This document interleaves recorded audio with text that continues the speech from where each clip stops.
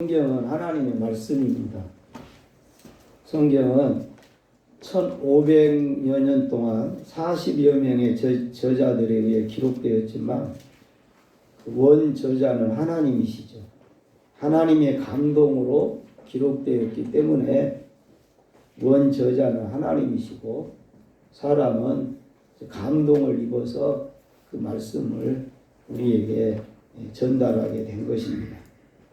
근데 놀라운 것은 1500년 동안의 말씀인데 그게 다 통일성을 가지고 있다는 거예요. 다 연결이 되더라는 거예요. 각자 사람이 자기 생각대로 썼다면 그럴 수가 없는 거죠. 1500년 동안 40명이 기록을 했는데 연대기가 다 다른데 근데 이 말씀이 어떻게 다 연결이 되냐?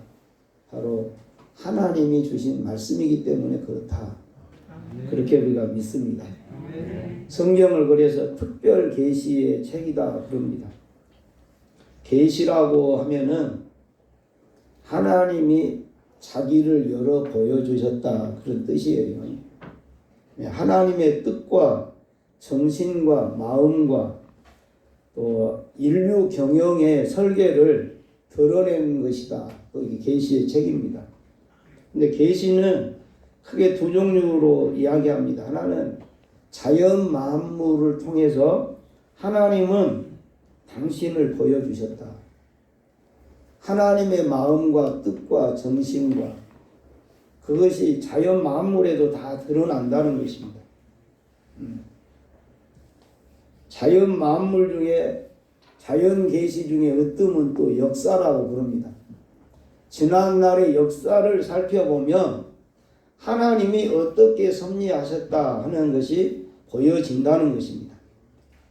근데 성경은 특별 계시라 그러는데 이런 자연 계시보다 훨씬 더 구체적으로 자세히 우리가 알 수 있도록 계시가 되었다 해서 특별 계시라 그럽니다.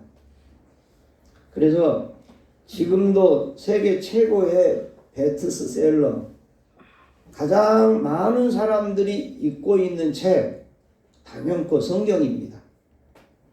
그래서 영어의 성경을 바이블 근데 바이블이라는 말은 책 중에 책이다 그런 뜻을 가지고 있어요. 그러니까 자기 서재에 책이 수천 권이 있어도 성경책이 없으면 책이 없는 거고 몇 권밖에 없어도 성경이 있으면 진짜 있어야 될 책이 있는 거고 그게 성경입니다. 그래서 모든 나라의 5성급, 4성급 호텔 객실에 꼭 비치되어 있는 책이 한 권 있는데 그게 바로 성경책입니다. 외국을 나가봐도 전부 다 고급 호텔에는 성경책이 꼭 한 권씩 있어요. 그 정도로 소중하고 많은 사람들이 읽고 있는 책이다. 그래서 우리가 예수를 믿고 살면서 성경책을 늘 옆에 두고 사는데 진짜 성경이 잘 안 읽어져요. 어느 때 성경이 읽어지냐? 제가 해보니까 그래요. 내 뜻대로 내 마음대로 모든 일이 잘 되면 성경이 안 읽어져요. 근데 내 인생이 고로와 힘들어. 그러면 성경을 가까이 하게 되더란 말입니다. 그러니까 참 하나님도 고민이 크시겠어요. 사람으로 하여금 고생하게 하고 근심하게 하심이 하나님의 본심이 아니래요. 근데 부득불 근심하게 하고 고생하게 해야 될 때가 있는 거예요. 왜요? 그래야 당신께로 오니까. 그러지 않으면 하나님을 우리가 내 원하는 대로 다 되고 그러면 오히려 더 하나님도 잘 섬기고 믿음 생활도 잘 할 것 같은데 내게 승용차가 있고 그러면 얼마든지 교회 나오기도 좋을 것 같은데 오늘날 교회가 또 주차 공간을 얼마나 신경 씁니까?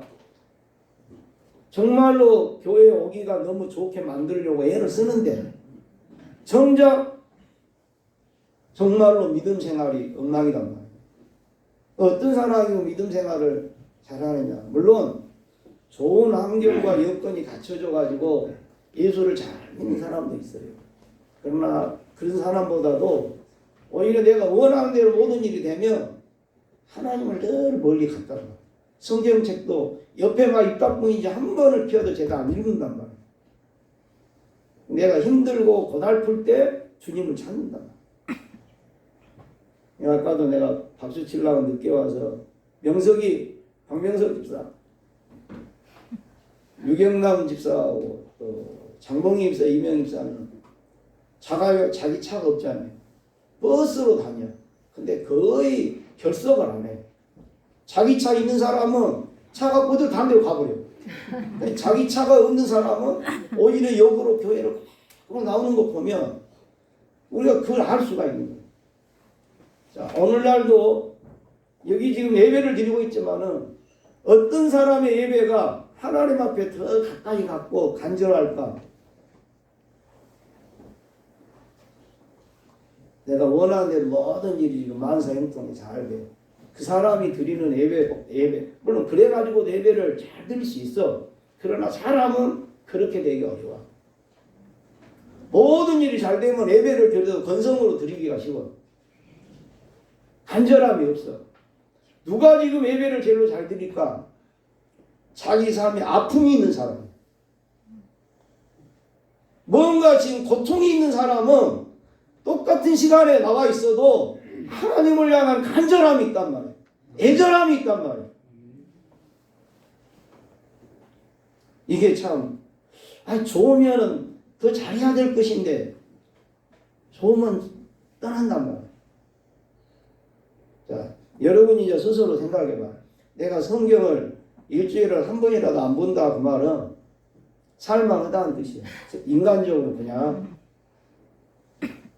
그러나 어쩐지 성경을 한 번이라도 읽어보고 싶고 그런다 그러면 내 실제 생활에 아픔이 있다는 뜻이에요. 그러면 아파갖고 가까이 올라요. 좋아져가지고 그냥 누를랄라 살라요. 참, 이게 우리 딜레마인 거예요. 목사의 설교를 들어도 어떤 사람이 설교를 정말로 잘 듣겠어요.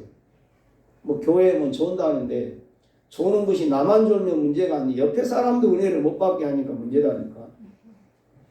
그러니까 일을 너무 많이 해서 피곤해서 조는 것은 어쩔 수 없어.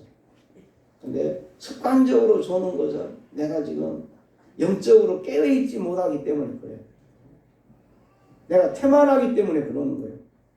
근데 내게 아픔이 있으면 태만할 수가 없어. 자연히 깨어있게 돼. 그 사람이 설교를 잘 듣는 거예요. 그래서 이제 목회를 해보면서 교회 와서 잔 사람도 잔다고 말하지 말자. 그래. 신세가 편한 것 같다. 진짜로 너무 힘들면요 잠도 안 오는 거예요. 그러잖아요. 우리 겪어보잖아요. 잠도 못 자. 어떤 사람이 잠을 밤낮 잘 자냐? 신간 펴는 사람이 잠을 자는 거예요. 아무 때라도 자는 거예요. 근데 괴로워 봐봐. 잠이 온가?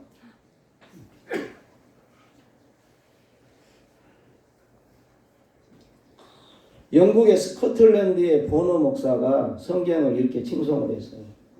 내가 피곤할 때 성경이 나의 침대가 되고 내가 어두움에 있을 때 성경은 나의 빛이 되며 내가 주일 때 나에게 생명의 떡이 되었노라. 두려울 때 성경은 나의 갑옷이 되어 주었고 병들었을 때 고쳐주는 양약이 되고 고독할 때 성경에서 나는 많은 친구를 얻었노라. 내가 만일 일하려면 성경은 나의 도구였고 놀 때는 즐거운 풍류로다.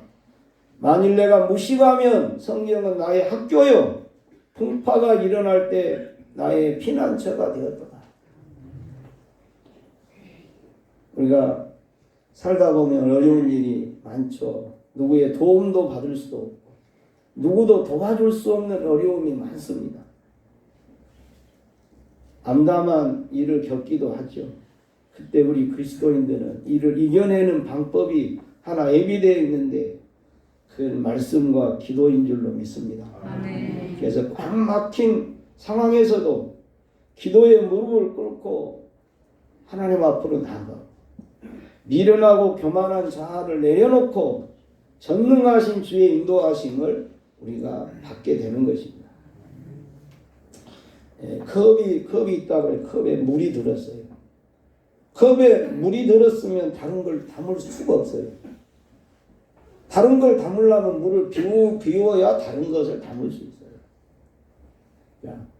우리가 영적인 생활을 하고 성령 충만한 삶을 살려고 하는 것도 컵은 내 육신이라고 생각을 합시다. 컵이 내 육신이야. 근데 물은 뭐냐? 내 생각과 내 마음이야. 내 자아요. 근데 이 육신에 내 자아가 가득 차면 영의 역사가 일어날 수가 없어요. 영이 활동하고 운행할 수 있는 공간이 안 만들어지는 거예요. 물을 쏟아부어야 공간이 많이 생겨야 영원히 살아 움직이게 되는 거예요. 나의 영과 하나님의 성령의 역사가 내 삶에 충만해지는 거예요. 그런데 우리가 이 물을 쉽게 쏟지를 않아요. 더 가지려고 그러지, 더 담으려고 그러지. 그러면서 우리가 은혜는 막 구한단 말이에요. 그러니까 안 되는 것이. 그러면은 어거지로 마지못하게 물이 쏟아지는 때는 언제냐? 유리컵이 깨지는 때예요. 깨져버려야 돼요. 그게 바로 내가 죽는 날이에요. 죽어버려야 영원히 자유함을 얻고 그 영원히 활개를 칠 수가 있어요. 그런다고 우리가 다 죽어버릴 수도 없잖아요. 내가 정말로 유리컵이 깨지듯이 내가 죽고 난 영혼의 자유함은 그 하나님의 역사를 내 삶에서 드러낼 수가 없잖아. 또. 그러니까 내가 유리컵이 육신이 존재하면서 성령의 역사를 해야 이 땅에서 육신의 삶에서 성령의 역사를 증거하고 드러낼 수가 있는 거죠. 그러면 우리가 어찌해야 되냐? 그래서 늘 예수 믿는 신앙의 가장 큰 최종적인 과목은 뭐냐? 자아를 내려놓는 거예요. 이게 모든 종교가 그와 비슷한 말을 해. 불교에 가도 네 자신을 비워라 그래. 근데 비우고는 끝나버려. 우리는 비우고 내 영이 성령으로 충만한 이야기를 하는 거예요. 성령으로 충만하는 거예요. 그냥 비우고만 나면 안 되는 거예요.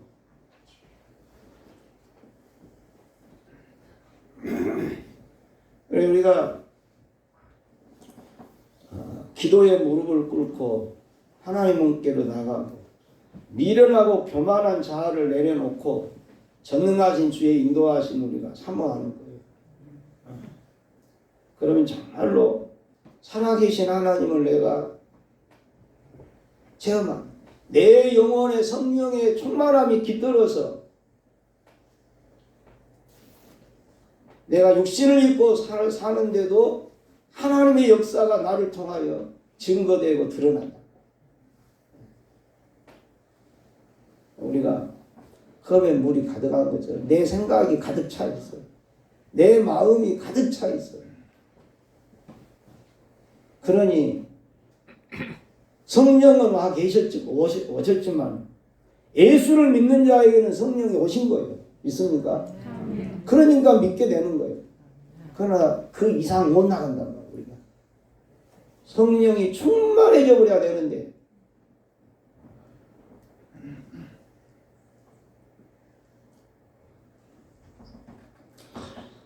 이스라엘이 1948년도에 천신만고 끝에 나라를 건국을 하잖아요. 세계사에서 1948년. 근데 1967년에 6.1 전쟁이 일어납니다. 그러니까 나라가 세워진 지 10년 남지 20년도 안 되고 전쟁을 치러요. 주변의 아랍 13개의 국가가 동맹을 맺어가지고 이스라엘을 침략해 왔습니다.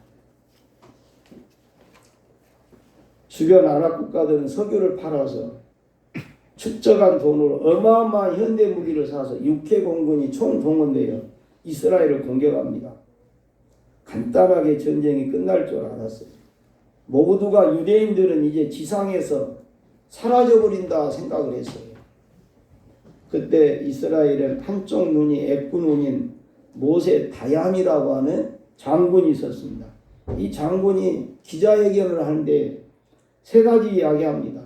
우리는 나라를 잃고 전 세계로 떠돌다가 2500년 만에 이 나라를 우리가 독립하게 되었는데 어떻게 얻은 나라인데 우리는 생명을 걸고 싸울 수밖에 없다. 두 번째는 이 전쟁은 절대로 오래가지 않고 빠른 시일 내에 끝낼 것이다. 세 번째, 우리는 전 세계 최고의 최신식 무기를 우리는 가지고 있으니 이 전쟁은 반드시 우리가 이길 것이다. 그러니까 전 세계의 정보망들이 미국이고 소련이고 할 것 없이 유대인이 이스라엘 최신식 무기를 가지고 있다 그러니까 눈이 밝게 가지고 달라들어서 무슨 무기를 가지고 있단 말인가 하고 정보를 뒤집어도 알 길이 없었어요. 결국 6일 만에 이스라엘이 그 13개의 아랍 국가가 육해공군을 다 동원해서 했는데 강원도 남지단 땅이거든요. 그게 이스라엘 땅. 이스라엘이 대승을 거두고 영토를 자기 땅, 자기 지금 가지고 있는 영토보다 더 배를 늘리고 전쟁이 실현이 돼요. 6.1 전쟁이라 그럽니다. 근데 거기에 보면 그 이야기 들어보면 만삭된 아주머니도 비행기를 조종합니다. 나라를 잃어버리면 우리 살아있는 줄 무슨 소용이 있냐. 그렇게 해가지고 6.1 전쟁인데 이스라엘이 이겨요. 근데 이제 판도라 상자가 열렸어요. 모든 유대인 장병들이 지닌 최신식 무기가 뭘까? 촉각을 곤두세우고 있는데 무기가 공개되었습니다. 모든 장병들의 자신의 왼쪽 주머니에 성경이 나왔어요. 바로 이 포켓용 성경이 최신식 무기다. 이렇게 이야기를 합니다. 이게 하나님이 우리와 함께한 전쟁이니 우리가 이긴다는 거예요. 그 증표로 우리는 성경을 장병들마다 가슴에 성경을 넣었다는 거예요. 오늘 말씀은 하나님의 말씀을 지극히 사랑한 다윗의 간증입니다. 말씀에 매료되었다는 이야기가 이 속에 들어있어요. 아주 맛있는 음식을 먹듯이 하나님의 말씀에서 만족함을 그는 경험합니다. 그래서 다윗이 맛본 말씀의 효능이 뭘까? 차근차근 제가 말씀을 나누겠습니다. 하나님의 율법은 완전하여 영혼을 소생시키고 그럽니다. 이 소생시킨다 말은 다시 일어나게 한다. 회복시키며 부흥케 한다. 리바이벌이 영어로 다시 일으킨다. 이 동사니까 소성시킨다, 소성한다. 리바이브. 그렇게 해서 우리의 영혼을 새롭게 일으켜 세워주는 역사를 가져온다는 것입니다. 하나님의 말씀은 오류가 없고 불완전하지 않다는 것입니다.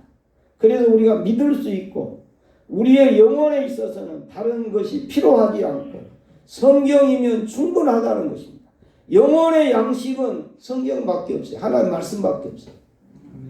육신의 양식은 음식이 되지만은 물질이니까 우리 육신이 물질이 필요하지만은 영혼의 양식은 영이니까 하나님의 말씀이 영혼의 양식이에요. 다른 거 영혼의 양식이 될 수가 없어요. 지금도 살아있고 운동력이 있는 말씀. 그래서 근원적인 치유와 소성을 가져오는 하나님 말씀. 율법은 완전하여 영혼을 소생시킨다. 세상을 살면서 우리는 너무 많은 경우 지치고 실망하고 낙담합니다. 힘들고 어려워서 낙심하고 주저앉습니다. 마음의 균형이 깨지고 무질서해지고. 그런데 그것을 이길 수 있는 길은 말씀 안에 있습니다. 하나님의 말씀이 우리의 영혼을 소생시키십니다. 혼란스럽고 지쳐버린 마음속에 하나님의 말씀이 들어와 질서를 만들어주고 새로운 힘을 불어넣어주면서 내 영혼을 소생시켜 주신다 말씀하십니다. 여호와의 증거는 확실하여 우둔한 자를 지혜롭게 한다. 즉 확실하단 말은 긴가민가 하지 않다는 것. 그리고 말씀을 믿는 자에게 나타나는 변화 또한 확실하다는 뜻입니다. 하나님의 말씀 우리에게 지혜를 제공해 줍니다. 지혜는 우리로 죄에서 구원 얻고 성공적인 삶을 살게 해주는데 지혜가 필요합니다. 성경을 바로 알면 가장 지혜로운 사람이 된다고 그럽니다. 그래서 지혜가 부족하면 말씀을 들어야 하고 하나님의 말씀은 변화의 능력을 품고 있어 우둔한 자로 지혜롭게 만들고 그 다음에 여호와의 교훈은 정직하여 마음을 기쁘게 하고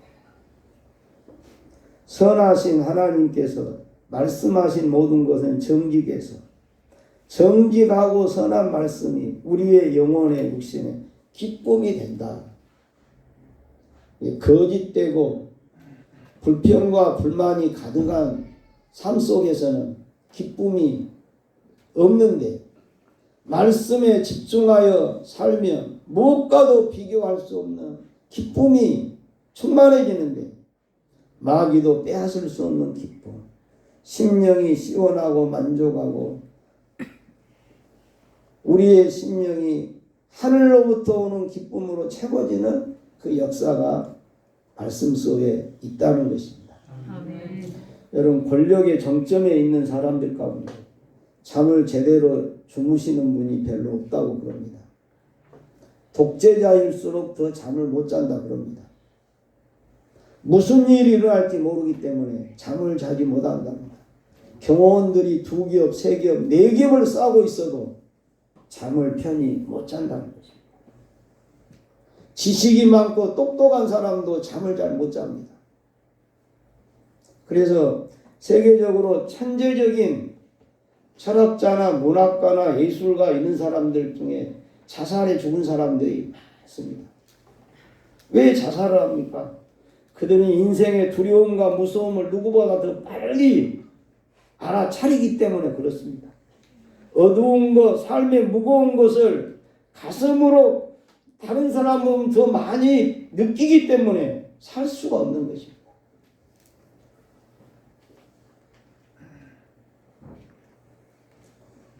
그래서 지식이 우리에게 기쁨을 주는 것이 아니고 권력이 우리에게 기쁨을 주는 게 아니고 재물이 기쁨이 되는 게 아니고 기쁨은 어디서 옵니까? 기쁨은 어디에서 배워야 합니까? 말씀을 사모하고 말씀의 가르침을 따를 때 내 심령에 기쁨이 있다고 말씀하십니다. 여호와의 계명은 순결하여 눈을 밝게 한다. 여기서 눈이 밝다는 것은 선악을 분별하는 능력이 그에게 생긴다는 뜻입니다. 진리와 거짓을 구별하는 안목이 열린다는 뜻입니다. 하나님의 말씀으로 채우면 자연히 이런 분별력이 생겨요. 안목이 생겨요. 그래서 죄악의 수렁과 웅덩이에 걸려 넘어지지 않습니다. 이단 사설의 미혹도 알아차리게 됩니다. 세상의 이치와 영적인 이치를 깨닫습니다. 내 마음에 흑심이 가득하면 그러니까 대부분 그래요. 사기를 당한 사람은 뛰는 놈이 나는 놈이 있어서 사기를 친 놈도 나쁜 놈이고 사기 당한 사람도 알고 보면 나쁘대요. 왜요? 자기한테 흑심이 있으니까 그게 통했다는 거예요. 내가 워낙 그런 쪽에는 없고 정직이 딱 진실이 무장되어 있는 사람은 사기꾼이 오서 딱 말하면 금방 분별이 된다는 거예요. 금방 알 수가 있다는 거예요. 그러니까 나도 흑심이 있으니까 흑심이 있는 놈이 말하면 쓰면 나오고 딱 맞냐고 짝짝꿍이 된다는 거예요.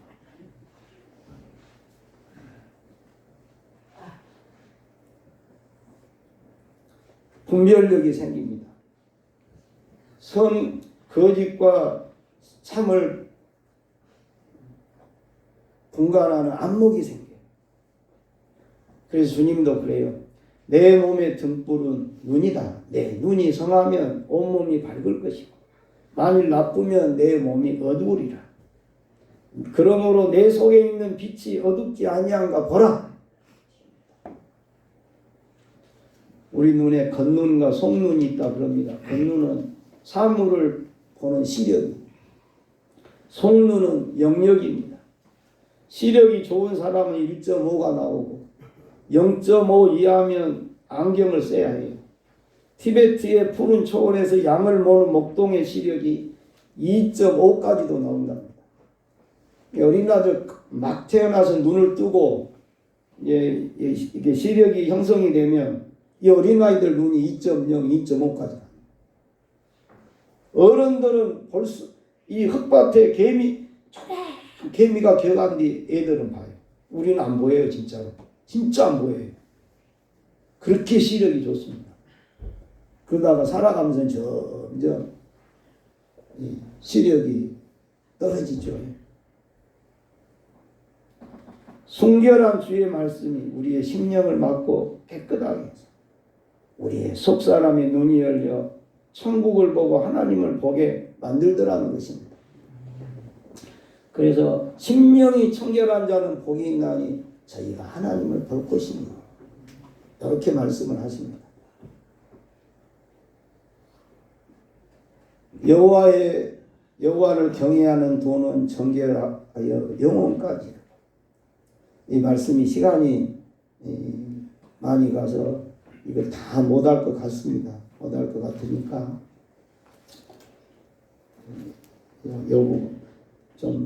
여호와의 법은 진실하여 다 의롭고 하나님 말씀은 옳고 그름의 표준이요 기준이다. 말씀이 우리가 이 세상 살면서도 하나님의 말씀이 내 기준이고 잣대가 돼야 돼요. 예수 믿는 사람. 그래서 잣대고 표준이고 기준이라는 뜻에서 영어에서는 카논이라는 말을 써요. 카논. 하나님 말씀이 카논이다. 표준이고 잣대다. 그래서 하나님의 말씀에 맞으면 옳은 것이고 말씀에 맞지 않으면 그게 틀린 것이에요. 재미난 어떤 목사님이 예수님이 동정녀 마리아에게서 태어났다고 설교를 하니까 회중석에 앉았던 처신자가 한 분이 그래요. 그게 무슨 가당치도 않는 소리요. 의구심을 표현했어요. 그러니까 옆에 있는 집사가 한마디를 했어요. 아, 마리아의 남편 요셉도 믿었는데 당신은 왜 못 믿어?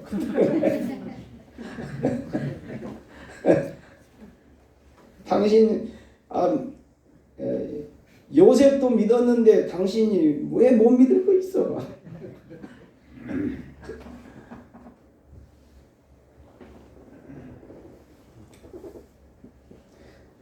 자, 순금보다 사모할 것이고 성이 꽃보다 달도다.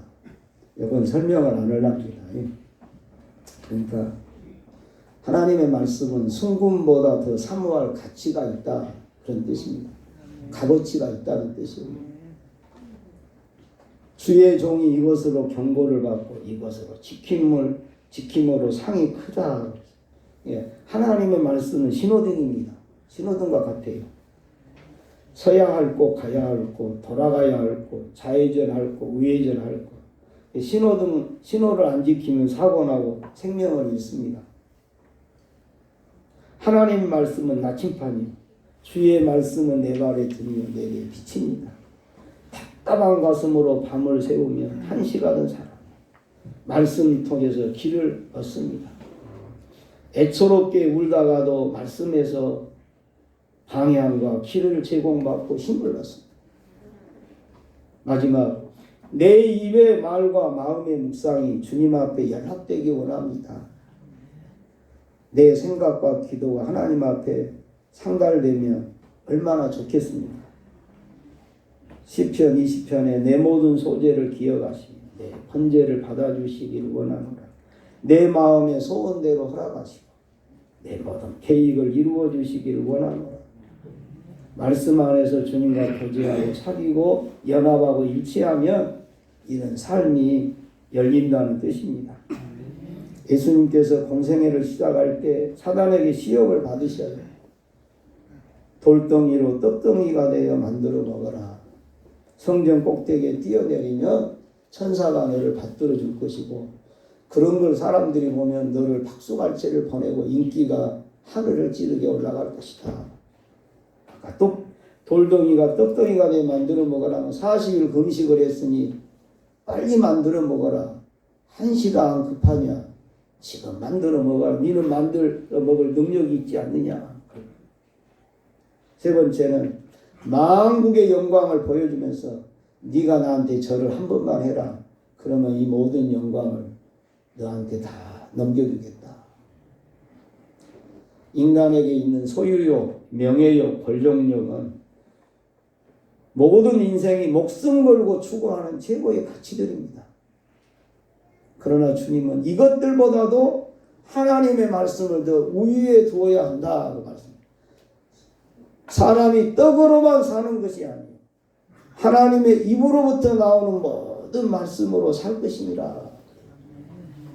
생존을 위해 떡이 필요하지만 떡으로만 사는 존재가 아닌 것이 인간이라는 것이. 병원에 입원한 응급 환자에게 제일 먼저 하는 것이 링거 주사를 놓는 것입니다. 한 방울 한 방울 떨어지는 링거액이 별것 아닌 것 같은데 그 한 방울의 주사액이 혈관 속으로 들어가 수분과 영양을 공급해 몸속에 생명이 깨어나게 합니다. 교회는 영원히 지친 자들에게 하나님의 말씀을 주사합니다. 성도들은 말씀을 링거액처럼 한 방울 두 방울 받아들이다 보면 영혼 속에 하나님의 생명이 역사합니다. 생명을 살리는 수액이 되어 병든 심령을 치유하고 회복하게 된 줄로 믿습니다. 성경은 1189장으로 되어 있어요. 구약은 929장, 신약이 280장입니다. 그래서 평일에 3장씩 읽고 주일날은 5장 읽으면 1년에 1독 한다 그럽니다. 하루에 3장, 주일에 5장, 그러면 1년에 한 번 읽는답니다. 교회를 다니지만 한 번을 제대로 못 읽어본 사람은 꼭 한 번 나 죽기 전에 요거라도 하자 한번 읽어보십시오. 하루에 3장, 주일에 5장, 그러면 1년이면 읽어요. 그러니까 내가 행위로 구원받는 건 아니지만 주님 앞에 가서 성경 한 번도 안 읽고 주님 앞에 갔다 오면 창피하지 않겠어요. 한 번이라도 읽고 가셔야 돼요.